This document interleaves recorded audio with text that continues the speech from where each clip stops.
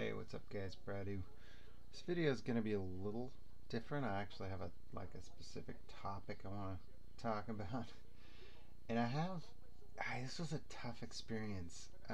So about a week ago, I got this kind of wild idea that seemed maybe doable. I don't know. I was inspired by a couple different things that have to do with randomness and the unknown and mystery about as being something I love with cards. So I've always loved ripping packs because you never know when you're going to get that big hit or what the next card is going to be. I also have found that I thoroughly enjoy buying collections where I don't really know what I'm getting. Like I'm looking at a Craigslist ad or whatever, and I can see a few cards, and I'm like, you know what, it looks like it's pretty good, so or potentially good. So I don't really want to go through the whole collection. Just have like a teaser of an idea, what what type of stuff might be there, and then go from there and hope for the best, right? That's real exciting when you find good stuff like that.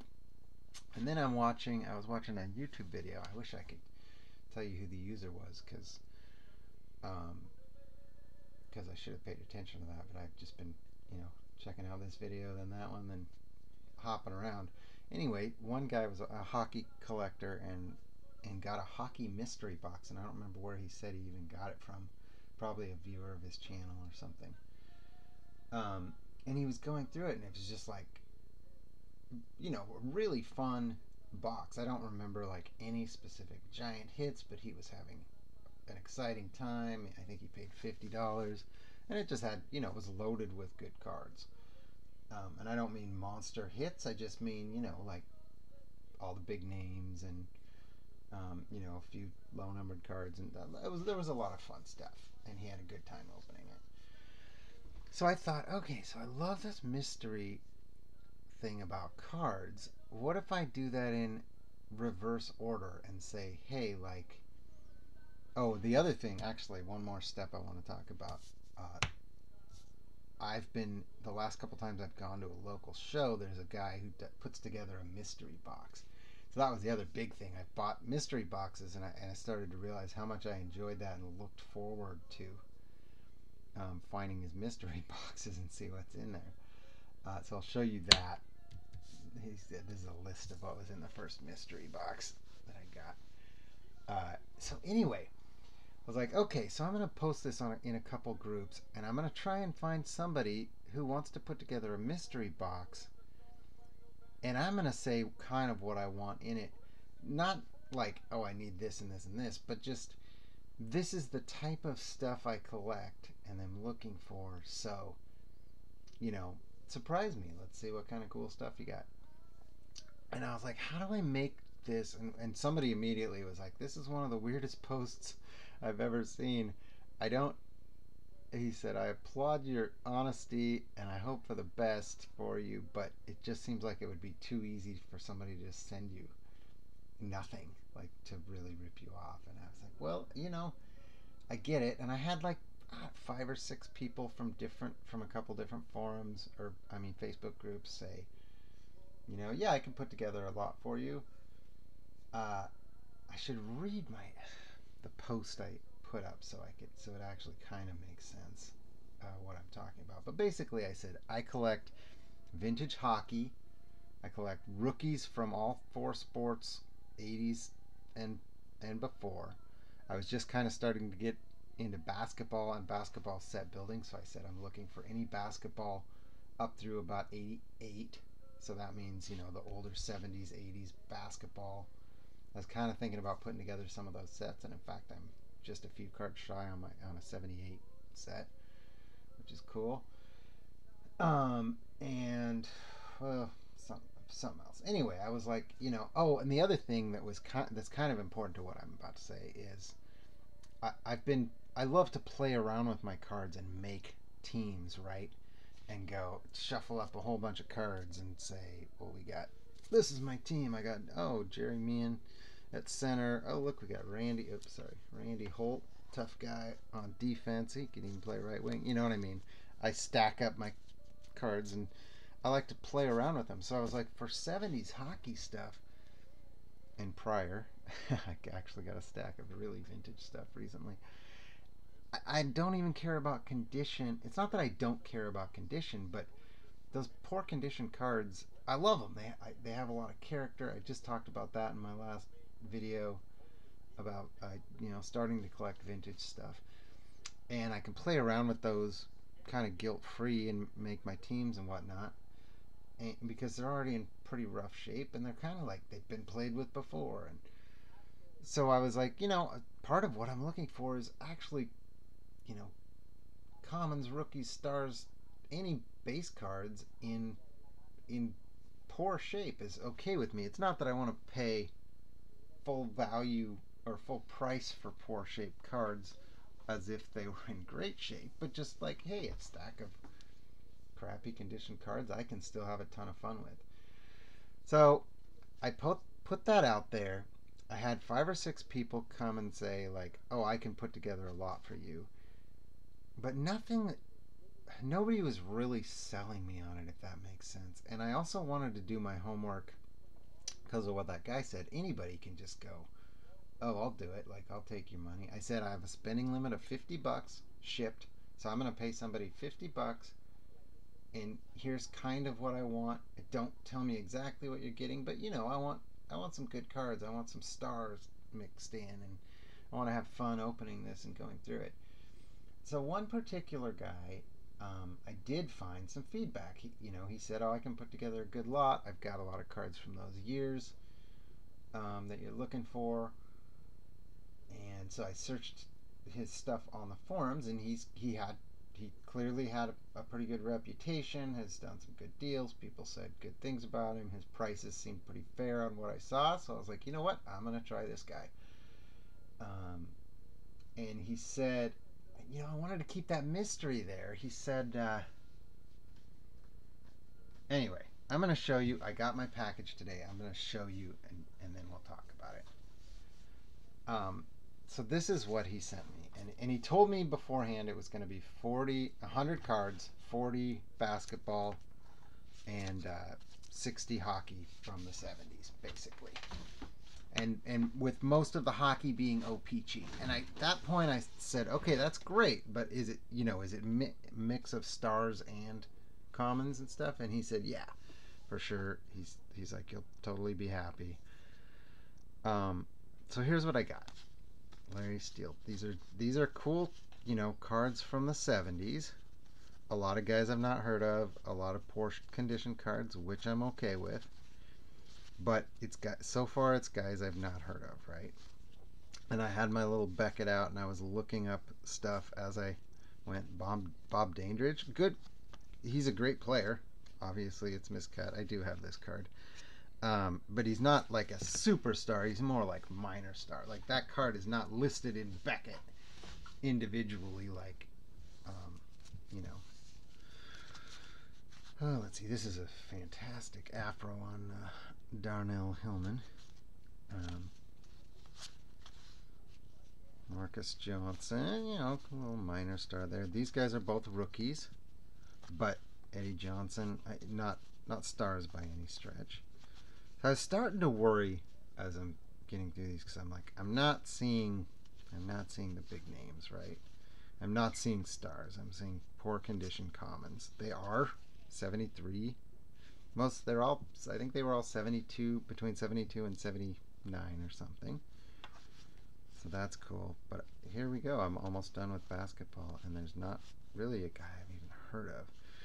And finally I hit, this wasn't the last card, but this is the best basketball card there was, a Jack Sikma rookie, and it's actually in decent shape. It's not like gradable, but it's in decent shape.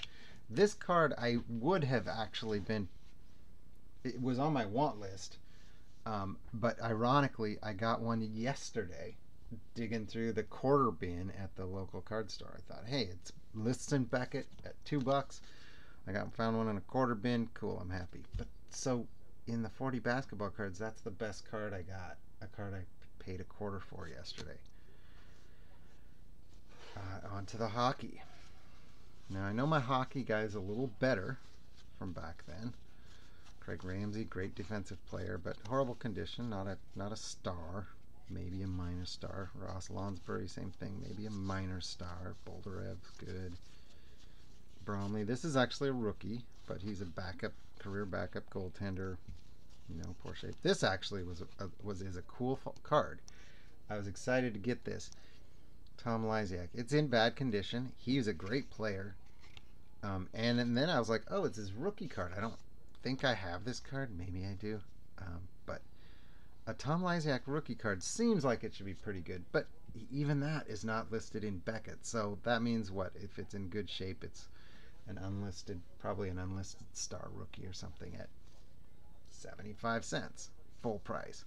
Bill Barber. This one, okay, here's two more cards that were actually listed in Beckett. So we had the Sigma listed at $2. Bill Barber listed at $4, but with about a whole bunch of creases. And then a John Davidson rookie card, and this one books for $15, but you can see there's tape on it, so that crushes any value it would have. It's O-Pee-Chee. It's cool. I don't think I have this card. It's cool. It will go into my PC as like a filler if and until I can get, you know, a better condition one without tape. But I'll go through the rest of these. But that was it. That was the only 3 cards in the whole thing that were even stars enough to be listed in Beckett are a John Davidson rookie, a Bill Barber card, and a Jack Sigma rookie. All of which should be, I think, I mean, I don't think that's worth $1. And Davidson's probably $1, maybe $2. So I've got 2 or 3 cards that are arguably worth about $1. Battleship Kelly, another rookie, no value. He's a tough guy. I like him. He's a player I like, but no value. Gary Unger, good player. Again, a lot of these are good players, another Lonsbury, but they're not star cards. They're not Butch Goring. And I will get Gene Potvin. No, Unger. Dennis Potvin's brother is Gene Potvin. I will get more fun, have more fun with these, and get more play out of them than pretty much anyone else would, because I'm actually going to put these into my collections. And there's a lot of guys like Mike Kitchen who probably was not in the top set, so I'll throw him into my play deck or whatever you'd call it. And I probably don't have a Reg Leach was a good goal scorer. I probably don't have a Mike Kitchen yet to throw in. Bill Lockhead, I probably don't have him. Gilbert Perreault, great. Gilbert Perreault, great player, but again, right on that borderline of being a big enough star to be listed in Beckett, so he'd be an unlisted star. So you're looking at $1 card if it were in good shape. Ricky Martin, kind of the same thing. Rick McLeish, another guy who's a borderline star. You know, minor star, whatever you want to call him. Red Berenson. So these are cool cards. They are cool cards. I love Jim Schoenfeld. I love the character of them and playing around with them and having these old cards in my collection. That said, there is virtually no value here. If I was at the card show today, now there's no hockey in Oregon, or at Oregon card shows, there's just not at all. But let's just pretend for a second that I saw this stack at the card show in a little box and it said $10, I probably would have passed. And I'm somebody who actually wants these. I mean, this is $5-10 worth of cards. Oh no, okay. Might have to do a part 2. Yep. Alright. So pause. I'll come back for part 2 and talk a little more about this, which sucks because it's going to be a long video, and so far all I've done is gripe. Alright, part 2 coming up. Ah, tricky. I just got interrupted by the baby. Apparently I can just pause and keep going, so I'm not going to pause too long. So there's my mystery box. That's what I got for $50. Now I do want to say something that I didn't say, that I meant to say ahead of time, and that is I'm going to give the seller the benefit of the doubt here. I don't necessarily think he was intending to not give me a good deal. I think the discrepancy here is perceived value of, you know, of the cards or whatever. But I said the type of cards I wanted. These were part of it. Now this is the bottom end of the stuff I wanted. I was hoping for some nice vintage cards too, not just the part about beater commons. But I did say I wanted those. He told me what he was sending me. 100 cards, and in fact I think he tried to be generous, because when I counted them after the fact, and there's 110 here, so I think he added an extra 10 cards at the end, thinking that would be a little nice little bonus or something. Like I said, it seems like he had good feedback and a good reputation. And the other thing is, when I said now there's stars too, right? He offered at that point to show me all the cards he was sending. So he did offer, and I was like, well, I don't want to see them, because I want this to be a mystery box. So where did I learn from this? Where do I go from here? There's a couple things that come to mind. One, this may just not be doable. Like the one guy said, people are just out to like, oh, I can get rid of stuff I can't sell otherwise and make money and whatever. Maybe that's true. Maybe this is too hard. Maybe this video actually makes me look bad, because I said, hey, put together a mystery box for me, and it seems like I'm being greedy. I mean, it's one thing if I go, hey, I'm putting together a mystery box of great value, who wants to buy it? It's another thing if the buyer, me, says, hey, I want a mystery box with great value, who wants to give me a great value? So maybe it just doesn't work that way. Having said that, I've seen it so many times where people get, these mystery boxes with great value. And I don't even mean high dollar cards. I just mean a value, how do I say this? A combined value worth more than what you actually paid. So, a bunch of $5 and $2 cards that add up to, well, okay, here's an example. So I also wanted to do a comparison here, right? So this is the list of stuff that was in the first mystery box I bought at the card show. And the guy had a weird thing. He has this big box, and he said, I'm just taking offers. Just make me an offer, and I'll let you know if I'll take it or not. And taped onto the box is a 1983 Topps baseball pack and a 1982 Topps baseball pack. Well, both of those packs together have, are expensive packs, but packs I wouldn't pay full price for normally, because I don't need anything from those sets. But already there, I said, how about $50 for the box?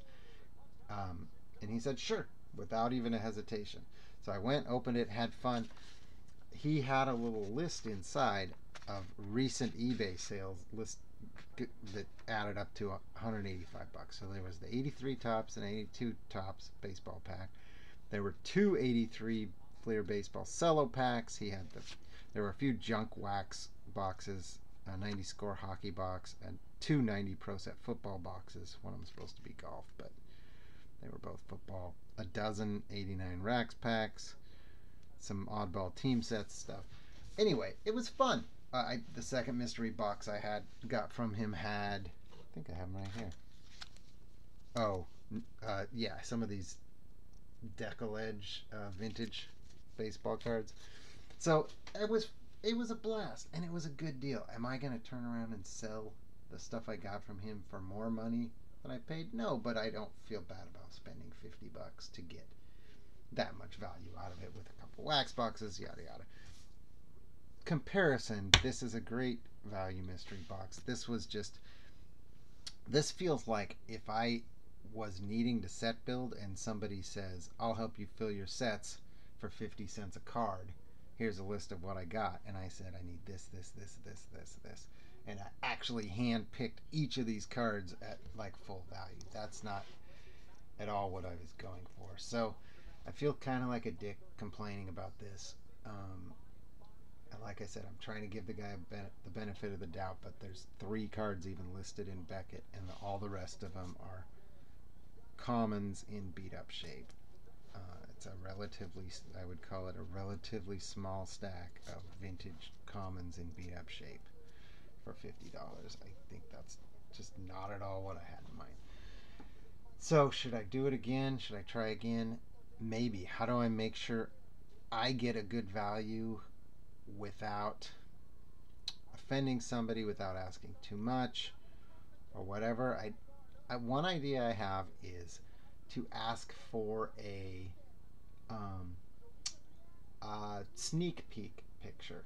So I don't want to see every card. I don't want to see a list of every card, but maybe show me that there's a stack of cards or a couple stacks of cards, and you spread out, a few nice cards and say, oh, here's a hint of what you're getting, right? Now we're talking. Now I go, oh, I can see a Joe Morgan card and a Dusty Rhodes. These are just cards I happen to. Oh, there's actually a Willie Mays here. It's real beat up, but hey, a Willie Mays card. Cool.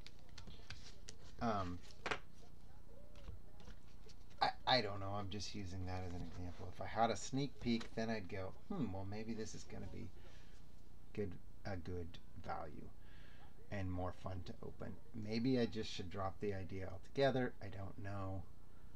Maybe it only works if the seller puts together the mystery box and says who's interested, rather than me, the buyer, saying, does somebody want to hand pick a mystery box for me out of stuff I collect? Oh, look, I collect, vintage hockey, vintage all sports rookies, hockey and basketball, even commons, whatever. So that led me to my next idea, which I haven't tried yet, but I had this thought. What about setting up blind trades where you say, most people have a PC player or a PC team. Oh, I collect the Atlanta Braves. Okay, I'll put together a lot of Atlanta Braves for you. Can you put together a lot of this for me? Well, for me, my thing isn't a specific player or team. It's basically what I just said. Right now, it's vintage cards, but it's rookie cards from the 80s and prior. It's vintage hockey, especially. It's I don't know. I would say what my collection is, and then you can go by, I don't know, do you go by Beckett for something like that? Beckett value $50, and we each put together a lot and we trade them. That could be pretty fun. Or Beckett minimum value, right?